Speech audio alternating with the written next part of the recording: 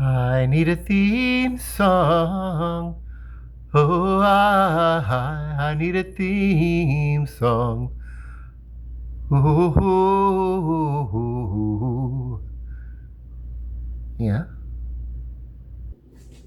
Everybody, it's CJ Miller. Great day in Shreveport, Louisiana, and here we have rising in this metal bowl about the recipe calls for 2 tablespoons of yeast. I go a little bit more with my yeast in a 1 cup of warm water between 95 degrees and 105 degrees, uh, but just a real lukewarm kind of temperature.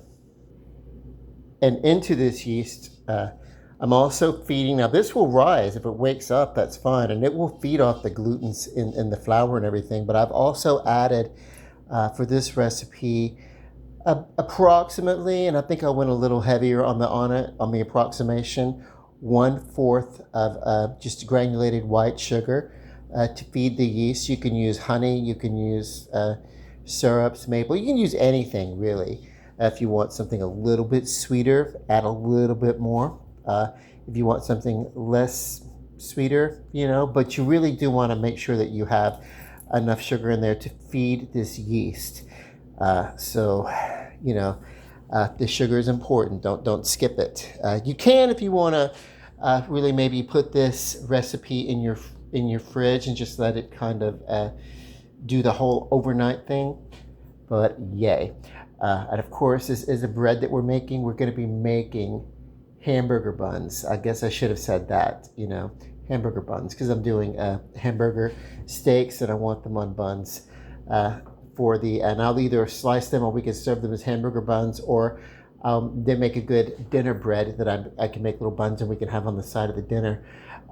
So just to recap, just a little over 2 teaspoons of yeast in lukewarm water with a cup of sugar to feed the yeast. After a few seconds, you see how it's all foamy and everything. We want this. This is our yeast letting us know that it's alive and it's awake and it's ready to nom nom nom nom nom. To this, I have just added, and I did this, off camera because whatever, about a good teaspoon, maybe a teaspoon and a half of salt.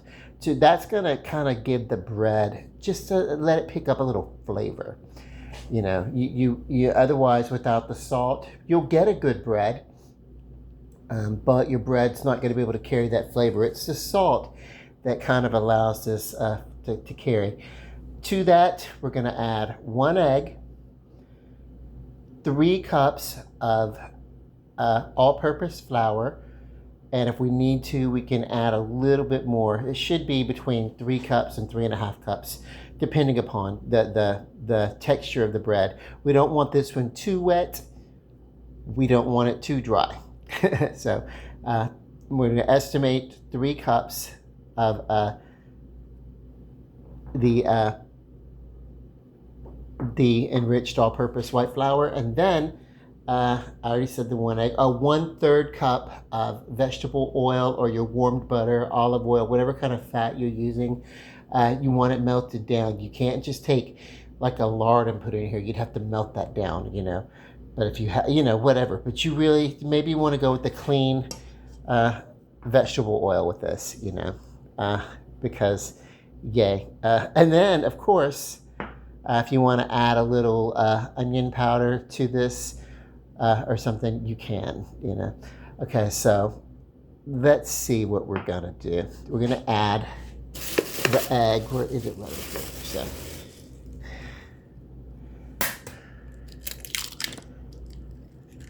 Crack an egg, and then let me get the oil. Okay, and then we're going to gradually stir in our flour until it gets to the consistency that we want. We want to use at least 3 cups because each cup is going to separate the flour and give us each one of the buns. So we're looking at 1 cup of flour turning into two of these dinner rolls or hamburger buns as I'm going to make them. So, and then of course also, and I'm talking as I'm letting this rise a little bit more, but I'm about to have to put this phone on a pause as I slowly, I'm going to take this cup of flour little by little and stir it into the wet ingredients as I give it a good whisk. You know, this is kind of the opposite of adding wet ingredients to the dry. Yay. But either way, it's going to work out. I'm going to give this a good whisking with a good fork with the good tines and everything like that. And then I'm going to start gradually adding in my flour and slowly, and we're going to build this up. But look at this. This is yeast. This is live yeast. If your yeast does not look like this, your yeast is not alive. If your yeast does not foam up like this, it's not awakened, it's not living. You need to maybe put it out. Now you can use instant yeast and kind of skip the proofing and put the yeast right into this, but I recommend always proofing the yeast, you know. And this is only going to require one rise for about 10 to 20 minutes. I'm going to let it go a little bit longer, basically until I'm ready to bake it. And I'm going to put this phone on pause now. You hang tight, and I'm going to whisk some of the flour in. I'll be right back after the click. See, that yeast was already feeding on the sugar and reproducing. That's what yeast does, reproduces. And the byproduct of all this we'll get with the sugar and the yeast and everything. The byproduct with yeast reacting with the flour and everything like that and feeding on the yeast, we get two byproducts. We get some carbon dioxide that gets released, and that's where we get our bubbles in the bread from. And then in the dough itself, we also get a byproduct of fermentation where alcohol is forming in the bread. What happens during the baking process, the alcohol actually bakes out of the bread. That's why our bread is non-alcoholic. But to the yeast itself would be, there's alcohol in it. Okay, and so this is that first cup of flour that is slowly stirred in and whisked into it. Want to get it all incorporated, and then I'll dip in a second cup. And I think we're going to go the full-on 3 cup. We want to at least do that. And then, you know, because I want enough dough to make 6 rolls, you know, because I'm going to make 6 hamburger steaks for the dinner tonight. This is too wet of a recipe, so yeah, we definitely know at this point we're going to keep adding the flour. Okay, and so with my measurement, I'm not exactly too precise on this. I know we're going to go, this is a 1 cup measuring cup, and I know that we're going to go to 3 cups, but it's actually going to be between 3 cups and 3.5 cups. And the whole idea is to get to a certain texture, you know, where this is not too wet. If it's too wet, it's not going to rise on the pan when it's baking. It's going to spread out everywhere. So we want to get this we want to turn it into a nice bread dough. And the reason why I'm adding this and stirring it a little bit at a time slowly is that's the way I would add it to a stand-up mixer if I were using a mixer. So yeah, we're about halfway there. This is going to take the full 3 cups. And then, of course, there's going to be a little to turn out for handling the bread. You want to have a little bit of flour for dusting the rolls once they're on the non-stick sheet pan that I'm going to use. I'm also going to add a little bit of oil to the bottom of that sheet pan just to safeguard against incidental sticking. I find that non-stick bakeware is not exactly non-stick without just a little bit of something to help it not stick. Little oil, sometimes a little cornmeal, whatever, you know, on the bottom of the pan. So this is 2 cups right here. and it probably would rise to the type of bread dough that I wanted to if I wanted to leave it here, but I want to stretch it out a little bit more also. I'm going to give it a little bit more flour to feed on. I'm going to give it this 1/3 cup, but I'm going to add it a little bit at a time. And then if I need to, if it gets too dry and I need to add a little bit more moisture, I'm going to add a little bit more of the vegetable oil. And so once this all gets in, what I want is I want this to be kind of thick enough that I can handle it. I can get in here with my clean and sanitary, freshly washed hands and just handle it and roll this out into the buns that it needs to be. So that's, we're almost there. Once I grab all this flour from the side and add this last little bit, let me go ahead and do that now, of the flour. And yes, a cardinal thing that I've done is used a wet measuring cup to measure dry ingredients. It's just what I happen to have on hands that I just reached and grabbed. But ideally, you should use a, really the best thing to do if you really want to know the truth is measure by weight rather than by cups. But I'm certainly not that precise. And so I was raised in the South and sitting on weekends in my, grandmother's kitchen, my dad's mom, and hardly ever saw her measure anything. She had this giant thing, this giant container of flour, and I would see her reach into the flour with her scoop that she kept in the flour tin and knew exactly. And this was not like you have to worry about anything like this. There were so many people over there. Like, you have to understand, this was Louisiana. She'd been a mother since she was about 16 years old. And by the time we were there, she was like a mother and stepmother. And of course, she didn't consider herself a stepmother. She considered herself a mother, to all of her children and stepchildren and everything. So there were so many of them. I'm talking about, I can't even count, I really don't know. So at one point, I don't know who's an uncle, who's a great uncle, who's a cousin. I don't know. There's so many people over there. I knew they were relatives. I didn't know how all of them were related. Honestly, I still don't. But here we are. And I've got a little of that flour left to the side for dusting. But this is about ready for me to get in here with my fingers and my hands. I'm going to take the spork out, and I'm going to see you after the click, after I've kneaded up this bread a little bit. And so just right here, you can see where I've taken this dough and I've turned it out onto my surface that I put down some flour. And so that's what I'm going to work with this for a minute. And just to get this a little bit, it's a little bit wet. I want to get this to absorb a little bit of this flour. So I'm just going to kind of work it with my hand here and cut into it. I'll be right with you. Hang on.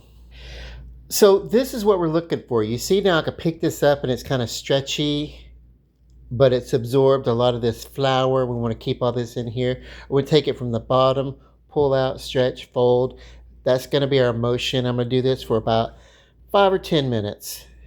And then just to get these glutens in here worked up, if I need to maybe put in a touch more flour or something, I can. I don't think I'm going to need to. I think this is about perfect.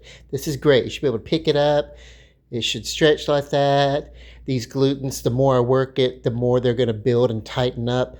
This is going to be really, really great. I'm going to take just a little bit of flour and put on my hand real quick and dust this dough off. I don't want to lose any of it. Okay, so this dough has pulled up a lot of the flour. And then, of course, you always make sure you use a clean countertop if you're going to use that. I like this countertop because it's marble. It's great right here. And it's right next to the sink. It's pretty much a prep sink. I have one side I use mostly for rinsing off and loading the dishwasher. And this side I kind of use for prep. But this is just a pan that I use for a little savory baking. A little bit smaller than yesterday, but it's going to hold 6. I've got it pre-breaded, and here we go. I'm just going to take this and pull it apart into about 6 equal parts, and I'm going to put them in little balls, and I'll show you as I'm going along. Hang on. A good way to do this is to break this down into two equal balls, or two balls of near equal proportion, and then you can work with what you have, because each one of these is going to turn into 6 buns. If you want to go smaller, you can make slider buns out of it or whatever, but I want to go kind of bigger with my buns today. I like big buns, and I cannot lie. And I did decide to put just a little bit more flour down just for the handling. Just so you know, it'll help keep these buns from sticking to my fingers. Okay, here, check this out. I brought them over here to the stove where they're going to rest. And they're going to be resting here as they're waiting. Now, this will make 6 to 8 buns. These are going to swell up. So they're actually going to be a little bit bigger than the typical hamburger buns, but I'm making them to go with hamburger steak. And when I make a hamburger steak, I typically go larger and thicker than a traditional hamburger bun. But as of right now, we've got 6 buns resting here. 6 buns of resting. And ground garlic powder that we're going to add to the top. So 6 buns of whatever. I'm just going to kind of spread this around. One of the reasons why I like a little bit of flour or powdery gluten on top is because this dough still is, remember, it still is a yeast that's feeding and that's growing. And I want to give it a little something to feed on the top, but also pat this down a little bit. And we have some garlic flavor on the top of our hamburger buns. And once they're done, you can melt them down with a little garlic butter if you want to on top. But let's let this rest for at least half an hour. Hey, so while I'm resting, I'm going to come over here and I'm going to scrub off this counter with it's a real easy cleanup. A little bit of antibacterial dish soap on a countertop. Just pulls that flour right off of there. Let it sit for a moment. Let it do its antibacterial thing. Give it a good rinsing. Rinse it into the sinks and towel it off, and it's ready for the next time that I want to use this as a surface. I actually wish this were a lot longer, a lot bigger, but it's the best surface that I have in here. It's great. But yeah, when I cook, I'm constantly going to the sink to wash my hands, constantly washing my surfaces, my utensils, everything. And I do that even when I'm just cooking for myself. Most of the time I am just cooking for myself. But yeah, I want to be very clean, very, very clean, very sanitary. Food should be about nutrition and health. Certainly enjoyment of food. Enjoyment of food preparation, enjoyment of food consumption, eating it, not consumption, that's a bad word. We don't want tuberculosis. Consuming the food, enjoying it, eating it, and everything. But yeah, always be thinking in terms of nutrition and health, especially when in food and in the kitchen, Oh, right. So I took the time to wipe down and sanitize my surfaces after the baking, or after the dough, and everything's really kind of cool. The rice is over with. I topped it with just a touch of green herbs, your favorite green Italian type herbs, whatever you want to top it with. You have some sesame seed, poppy seed, whatever you want to add to the top of your bun. That's on you. I put a little Italian herbs and garlic on mine with the dusting of the flour that we saw. Now it's going to go to an oven at 425 for about 15 minutes, and then they'll be done. So also, I remember to multiple wipe downs, but I also get to my cabinet doors and my floors, anything that was around where I was working, because flour does send up micro dust into the air, and it kind of gets everywhere. And if you don't clean it, including underneath your lips of your countertops or whatever, those things, it will gum up. It will, there's, your kitchens get greasy and oily, and you've got to constantly work on cleaning your areas. So that's just my little tip from the Impetuous Chef today, is working to keep a more sanitary workspace and prep in your kitchen for healthier food. So yay. Come to think of it, I could have turned these into 8 buns, but instead they're 6 large buns. But I wanted to make larger hamburger steaks rather than your typical hamburger patty. So I'm gonna take a little of this margarine, just kind of break it off and rub it on top.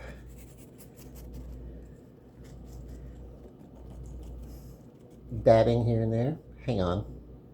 Yeah, I just wanted to take it out of that package. It'd be easier to handle, and just kind of rub it around very, very hot buns that have just been taken out of the oven.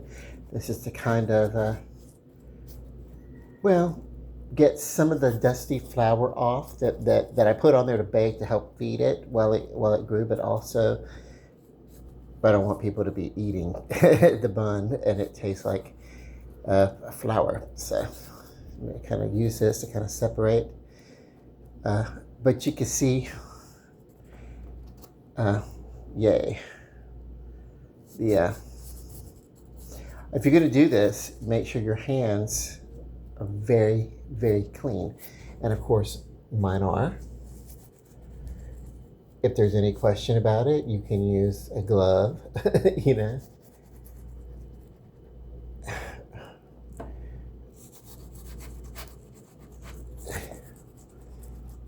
But yeah, just kind of like give this a little extra flavor on top of your buns there. And just kind of, yay. There we go. So, yay. And these are 6 buns that, for dinner tonight. And there you go.